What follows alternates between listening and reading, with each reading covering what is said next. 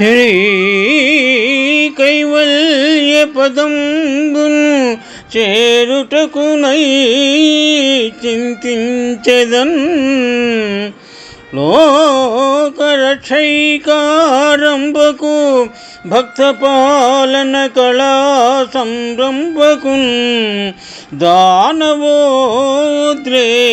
స్తంభకున్ ఏలిలోల విలసదృగ్జాల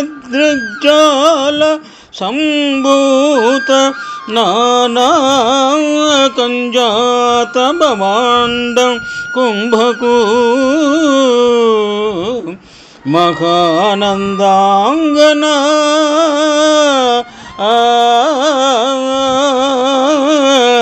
డింబకును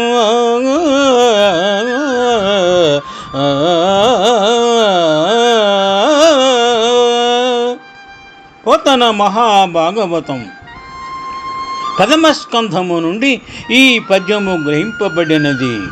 పద్య సందర్భము సహజ పండితి ప్రకర్షుడైన పోతనామాత్యుడు శ్రవణ మనోహరముగా భాగవతమును ఆంధ్రీకరించు సందర్భమున చేసిన పద్యము.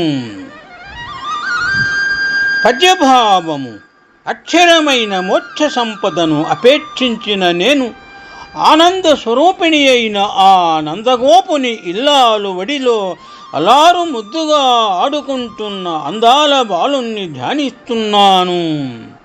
ఆ యశోద కిషోరుడు సామాన్యుడు కాడు. ఏ మాత్రము ఏమరపాటు లేకుండా ఎల్ల లోకాలను చల్లగా పాలిస్తూ ఉంటాడు.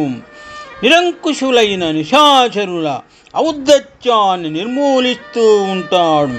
అంతేకాదు, కన్నతల్లి ఒడిలో వయ్యారంగా కూర్చున్న ఆ చిన్ని కృష్ణుని ఒక మాటు అలా కన్నెత్తి చూస్తే చాలు ఎన్నెన్నో బ్రహ్మాండ బాండాలు తండోపతండాలుగా ఆ చూపుల్లో రూపులు దిద్దుకుంటున్నాయి అని పోతనామాత్యుడు శ్రీకృష్ణుని గురించి ఈ విధముగా స్తుతించినారు.